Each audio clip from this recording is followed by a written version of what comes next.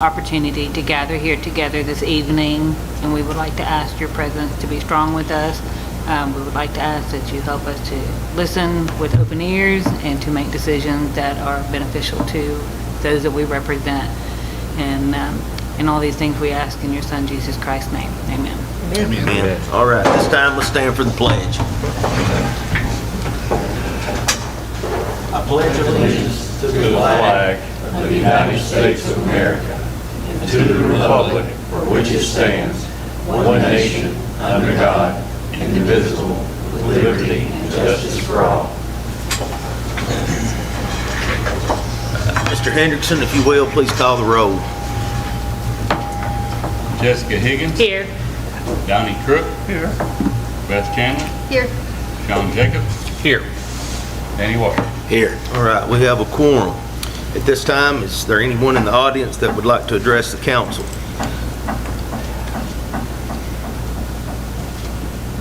All right, seeing none, we will go on and approve the February 5th minutes. Do I have a motion to approve those minutes? So moved. Motion's been made by Ms. Higgins. Do I have a second? I'll second. Second by Mr. Washer. All in favor say aye. Aye. Any opposed? All right, minutes pass. Before we get into the agenda tonight, Charlie asked me, we haven't approved the 2024 volunteer fireman roster. I sent that to you today. Hopefully you've had a chance to look at it. Sean, I know you're fire commissioners. Everything looked good to you, so I guess, would you like to make the motion to approve that roster? I certainly will. All right, motion's been made by Mr. Jacobs. Do I have a second? Second. Second by Mr. Crook. All in favor say aye. Aye. Any opposed? All right. So before we get into our agenda, we need to open it up for a public hearing tonight. This is over ordinance number 521, rezoning a parcel on Kimberly Lane from R1 to C1. So at this time, I will open it up for a public hearing.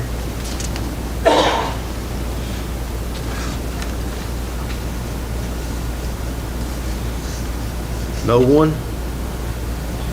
All right, we will now close the public hearing and we will go into our agenda. So the first item on the agenda is the second and final reading of ordinance 521, rezoning a certain parcel on Kimberly Lane from R1 to C1. Of course, the first reading was February the 5th. So do I have any discussion on this ordinance? Any discussion? All right, do I have a motion to approve ordinance 521 on the final reading? So moved. All right, motion's been made by Mr. Washer. Do I have a second? A second. Second by Ms. Higgins. Mr. Hendrickson, will you please call roll? Jessica Higgins. Yes. Donnie Crook. Here. Yes. Beth Chandler. Yes. Sean Jacobs. Yes. Danny Walker. Yes. All right, ordinance number 521 passes. This time I'd like to ask Mr. John Poole to come and update us on our city audit. Thank you much for letting me be here and having this time. My name is John Poole. Mr. Poole, if you will you pull that mic towards you? Will do. Yeah, thank you. I speak so loud. Yes, my name is John Poole. I'm a CPA hired to perform the state required annual audit. Kind of looking to see, it looks like several of you have those. If you don't mind, if for those that have them and you don't need to have them, let me have you turn to page 19. While you're turning there, kind of want to discuss when we say state required annual audit, what we're trying to do. We're really trying to do three things with the audit. First of all is make sure that we provide the state in their oversight capacity the financial information that they require.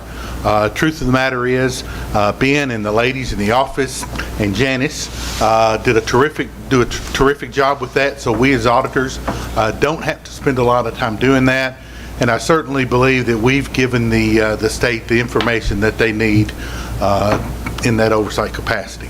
So what we really do as auditors is look at two things. One, to make sure we're getting the monies we're supposed to be getting, whether that's from the annual property tax, monthly utility billings, monthly amount that we get from the county for sales tax, the various taxes that we get from the state, an important number, making sure we're getting the interest that we're earning on CDs, and we'll talk about that here in just a minute. And then all the other miscellaneous fines and fees that we may get, police fines, golf course, just those kind of things, making sure that we're collecting the amounts we're supposed to.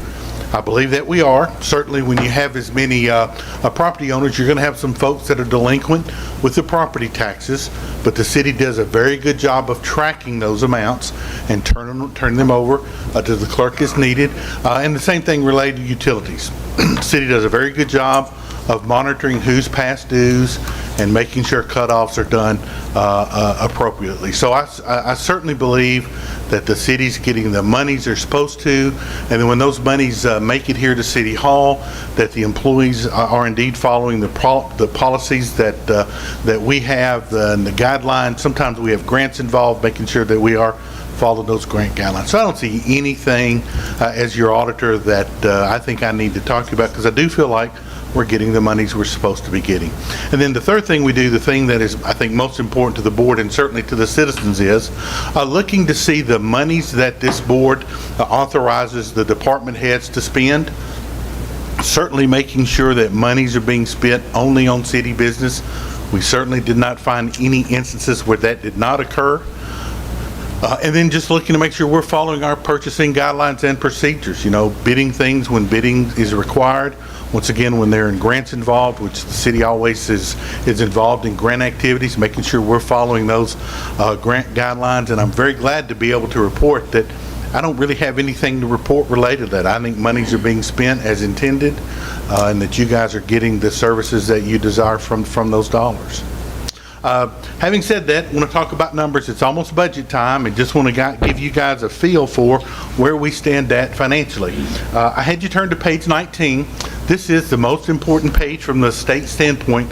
This board is very aware that there is a law that says for each of the utilities that the city has, and we actually have two different ones, a water and sewer and an electric system. We don't deal much here at City Hall with the electric system, but I will mention that going.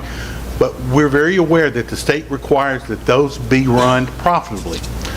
In other words, you can't have losses 2 years in a row. And so here on page 19, we had some revenues at the top, expenses in the middle, but it's the third line from the bottom. In the water and sewer fund, it showed a surplus of $875,000. Now I want to say there's a but to that number. We had a lot of grants related to water and sewer. And if you were looking at that page 19, of that $875,000, $724,000 that was grant. So basically, and those are kind of one-time monies. The state doesn't count that. When you're doing your budget, you don't always want to count it. But a surplus of $150,000 related to water and sewer. And that certainly meets the state threshold of having earned $1. Similarly, for the electric system, just to throw out there, you had a surplus of over $500,000. So once again, that's terrific.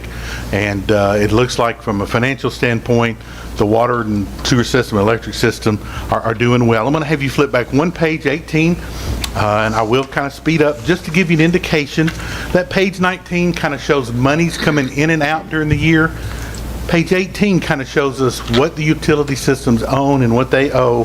And I really just want to look at those top two numbers in that first column, water and sewer. It says at the end of June, there were over $6 million in the water and sewer fund related to checking accounts and savings accounts. And we had some certificate deposits of $600,000. So almost $6.8 million. Just what that number means, our budget for the water and sewer is a little bit over $2 million. So we actually have a couple of years worth of expenses there, a couple of years of expenses there in the bank account. That's great. We all know that a lot of that money is not going to be used for just regular expenses, but for construction projects, upgrading and improving the infrastructure of the water system. But just to kind of give this board a feel that at least you have monies that whenever this board does need to take action, that you can take those kind of actions. And similarly with the non-utility funds, I'm going to back you up a couple more pages, page 16. These These sets of monies do not have those same rules. In other words, you don't have to take in more money than you spend in these non-utility funds. And we have two. The police department has a small drug fund. No need to talk about that. Not much activity, which is great. And then where the majority of the money goes, what we call general fund, and that's where the property taxes and your sales taxes go. And that's where we pay for the police and fire and street departments. And once again, you can kind of go through that. Revenues at the top, expenses, but it's going to be the fifth number from the bottom, the line there that says net change in fund balance. Glad to report a surplus of $169,000, $170,000. So once again, when you can look at numbers and go, boy, our utility funds, great shape. Our non-utility funds, once again, looking here, they're in very good shape. If you want to go back 2 pages, and it'll show you the amount of money there on page 14. Once again, it'll show you the amount of money, those top 2 lines, checking and savings accounts, $5.6 million, and CDs of $500,000. So it has $6 million, which is about a year's worth of expenses related to the general fund. One of the great things about the financial situation is we have very little debt at the city of Smithville. Certainly for a city this size, we are very, very, very, very little debt, almost no debt. And once again, that's going to change over time, as sometimes you have to do these big projects and there's just no way to really just pay for them all out at once, and you wouldn't want to do that. But once again, I'm glad to say we looked at the cash balances and you look at the low amount of debt, it just shows you how strong I think the city's financial shape is. My phone number, my name, address, and phone number is on page 1 of this report. If there's ever a citizen or member of this board that wants to talk to me directly about the audit, always glad to do that. Of course, these reports are all on the comptroller's website. And Mayor, I don't know if it's appropriate to ask. I know it's a lot of information at once, but if there are any questions that a board member would like to ask, I'd be glad to try to attempt to answer those. Yeah, absolutely. Like you said, you can always contact me directly, but appreciate it. Like you said, it was nice to go from Janice, all her experience. Ben stepped in and we were able to audit just went as normal, so that's great. Looking for that. All right, Mayor, thank y'all all for the time. Appreciate it. All right. So I'll be the first to say I don't see a need that we need to be raising taxes this year. So I think everybody would probably agree with that. I hope. So, all right. Any discussion on as far as the audit? All right, we will move on. So I guess it was the end of 2022, we dedicated the alley in between West Main Street and Walnut Street to John Anderson. Of course, we dedicated it to him. We had I guess it was right after Thanksgiving, right before Thanksgiving in 2022. He came out, talked, and so now, of course, I talked to Mr. Parsley about this because the other alley in between West Main and Market Street, I know he has his law office there, but I think it would be a good idea. Some people some of the business owners had come to me, and I think it would be a good idea to maybe dedicate that to Aaron Tippin. So, but I think we need to formally do that here. And you didn't see an issue with that, Mr. Parson? Okay.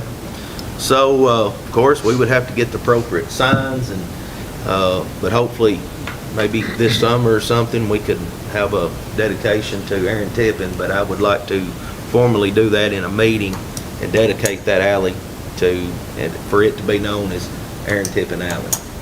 So, is there any discussion on that? Well, do I have a motion to approve that? So moved. Motion's been made by Mr. Jacobs. Do I have a second?